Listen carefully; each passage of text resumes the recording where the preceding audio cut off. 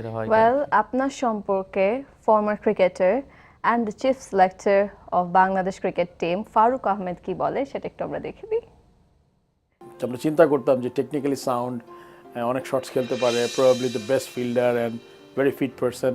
ও অন্য ডোমেস্টিকে যেই রান বা যেভাবে সাকসেসফুল হওয়া দরকার অতটা হচ্ছিল না।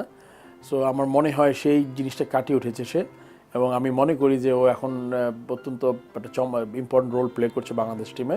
আমি মনে করি যে তুমি প্রায়োরিটি যদি দেওয়া হয় তাহলে ক্রিকেট ইজ ইউর প্রায়োরিটি।